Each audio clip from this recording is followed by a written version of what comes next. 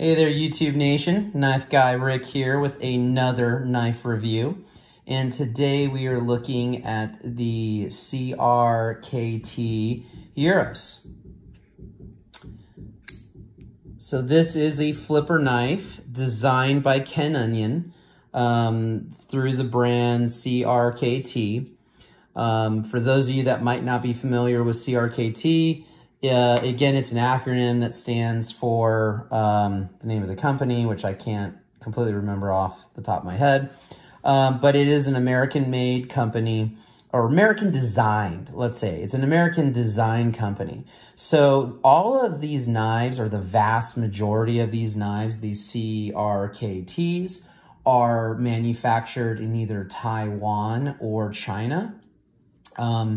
And I think they do have a few that are made in the United States. And they kind of, they tout themselves as an American company, and they are an American company, but the vast majority of their knives are basically designed here in America, designed by, different knife designers, and then are typically manufactured in Taiwan and China.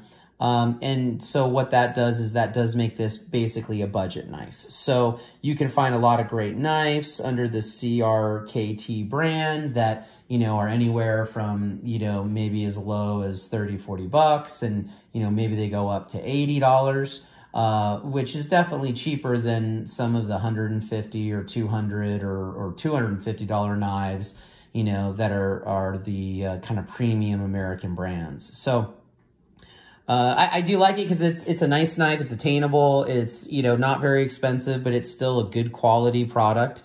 And it's something that you can carry and like and enjoy and have for many years. So I do think, don't let the term budget or, the fact that they're made in either China or Taiwan completely turn you off, because I think there is, a good value in these, and they can be a good choice to carry depending on the situation. So, again, we'll start here with the box. I always like to start with the box just in case, you're going to buy it. Oh, there you go. Colombian River Knives and Tools. There you go.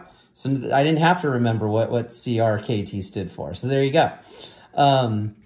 Very simple. Again, budget knife, right? It comes in, just a cardboard box, plastic sleeve, and, just a little manual here that talks about kind of taking care of their knives. And it's funny, I always get these manuals and there's always pictures of just all these knives that are not the knife I bought. But so I think this is kind of just a standard manual that they have.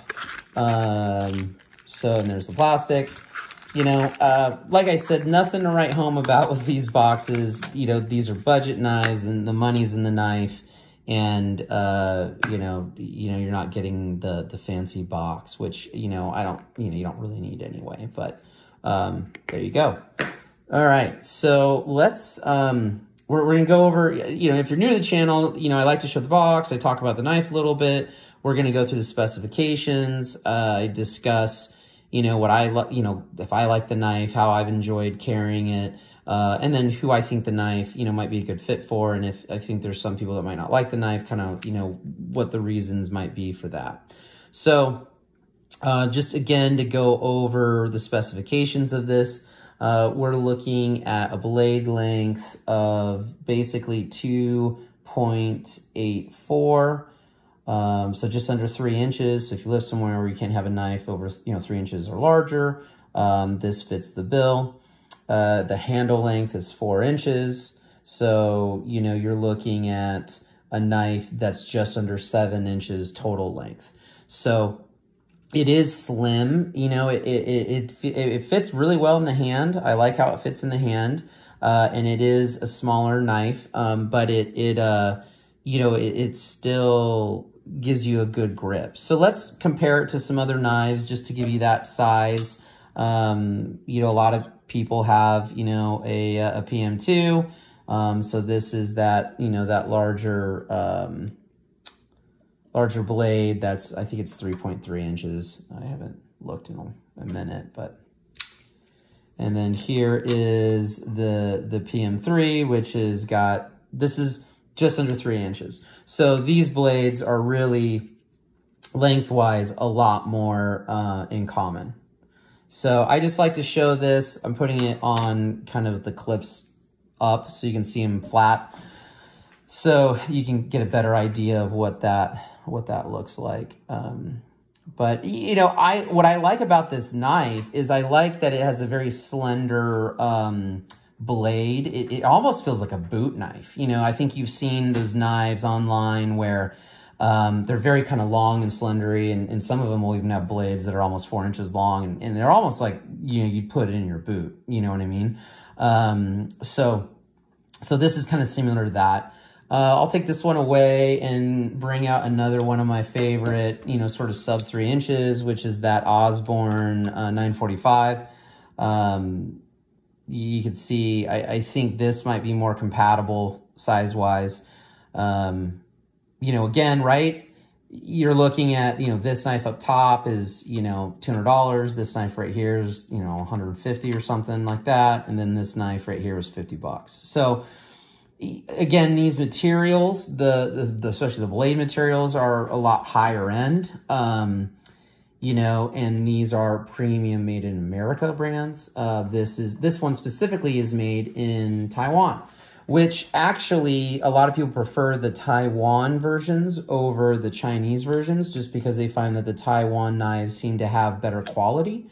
That's what I've heard in a lot of, you know, chat rooms and things like that. And so I've kind of gravitated more towards the ones that are made in Taiwan rather than China. But that being said, I do have some Chinese knives that are nice, you know. So just, you know, just so you know, kind of things to think about, right? Sometimes, you know, the one on the top looks bigger for some reason, so I just wanted to flip it and give you another view there. So that's that. You can see if I compare, you know, just kind of those blade lengths, you can kind of see here, you know, what you're sort of looking at. You know, this is a much bigger size for doing more heavier lifting. I think this one is a little bit more slender and a little bit more, you know, office ready, light work. I think, you know, these two, you can see maybe a little bit more in line with their size. And you'll notice, you know, this one just has the flipper tab right here. There's no thumb studs, you know, where this one obviously has some thumb studs. So, all right, so there's your little comparison. So the steel here, it's got a high honed, shiny, beautiful finish. Let me get some of those fingerprints off. But this is Oz 8. You know, nothing wrong with Oz 8. A lot of people like it. It is Oz 8. So this design specifically, there was a $250 version of this where this was titanium and had a lot of intricate work in it. And that was sort of a limited edition. You can't really buy those anymore unless you're buying one used. And then they came out with these that are a lot more affordable. So obviously this is the you know, they're $50. This one is considered the full-size one. They call it large. There's a small one that has, I think, a sub 2-inch blade. It's like tiny. I think this one is plenty small for me. You know, this is, you know, I like that size in general.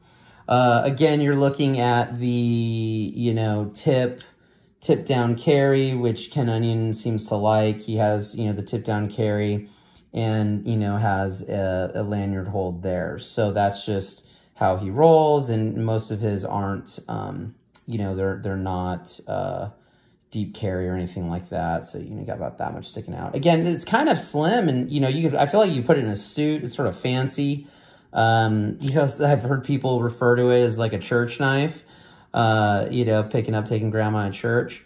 This has the IKBS ball bearing system. So if you're familiar with some of the Ken Onion designs, you know, Crenshaw has a bunch. And I think Crenshaw was one of the major manufacturers that Ken Onion had worked with. And then at some point, you know, he ended that relationship. I think they still have a bunch of his knives. You can buy a bunch of Crenshaw Ken Onion designs. But all of Ken Onion's new designs seem to be under the CRKT brand, which we know is Columbia River Knife and Tool. And there's, you know, I want to say there's like 12 or 15 different designs right now that he has that are pretty nice. Most of them are flippers. But this IKBS ball bearing system, he didn't design it. I think it was someone else, but he's been using it exclusively in all of his flippers on the CRKT brand. But CRKT, I think, has, you know, the rights to use these IKBS ball bearing systems. And so there are knives that are not Ken Onion designs for CRKT that are using this same design. So essentially what it is there is a cut in the metal and the steel and the handle inside this, and the ball bearings just lay inside of it. So you might be familiar on some of the, you know, flipper knives, or just knives in general that you know, even the access knives, you know, people will buy ball bearings and put them in there and replace them and stuff, and it's like in a nice ring. This one you can't. If you take this apart, the ball bearings will go everywhere. You can't really replace them, and you'd ruin the knife. So the idea is that you're never supposed to take these apart. The other thing is that it's supposed to give you this unbelievable lockup, and it's a really nice, tight, strong lockup. I mean, it doesn't wiggle at all. Up, down, left, right, nothing. And it's unbelievably smooth. It is just like butter. And it's a frame lock, which I tend to like the frame locks a little bit better than a liner lock. I don't know. I just like them better. I don't necessarily have a reason. I think the liner locks seem a little bit thicker because you have an outer casing and an inner casing. I've never seen a situation where, you know, you'd grip it so tight it would fail or something. I like it. You know, it works for me. It's plain, right? It's a plain flat metal, but, you know, to me, I think it's a pretty cool gentleman's knife. As I said, this one's made in Taiwan. I mean, it gets the job done, as they say. So, you know, I don't have any issues with the quality at all. I was shocked at the quality of it, of how good it is. You know, what a nice knife it seems to be. And I've heard, you know, people say, oh, I take it to church. I put it in my suit. You know, it has a very nice fine point. So you could do a lot of, let me get those thumbprints off of it. You can do a lot of fine kind of cuts, things like that. It even has this like top kind of, you know, swath that comes down. And going back to that, it feeling like a boot gun or boot knife is I feel like you could sharpen along this edge and even make it a double-sided, you know, blade if you wanted to. Because if you notice, it drops below. So the part that drops below, see, it's about here. So you technically, if you wanted to, I mean, you could sharpen down to here, probably, and have a double-sided blade. And he's basically already started it for you. See? I don't know. I keep thinking about it, about making this a double-sided blade. You know, I just think it's cool. Sorry, out of focus there a little bit, but... You know, it just, I don't know. They don't have a lot of double-sided blades, and I was kind of impressed with this. So we'll see. This is the normal finish on it, or this is the finished blade that it came with in the mail. I haven't sharpened it yet, and I've been debating on if I want to try to do that. So anyway, you know, nice knife. I think it's definitely worth getting. It doesn't really have like a free drop scenario, you know, but I mean, it's just really smooth, tight lockup. I mean, you can still do it with one hand closed, pretty easy. So it's worth buying. I'd get it. If you like it, if you think it looks cool, if you like the style of it, I think it's worth getting for sure.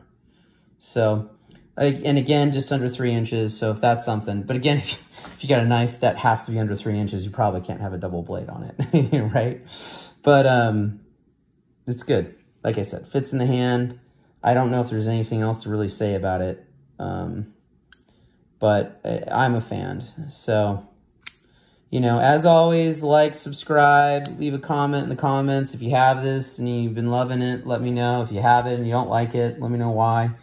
But yeah, you know, so anyway, as always, you stay sharp out there, and see you next time.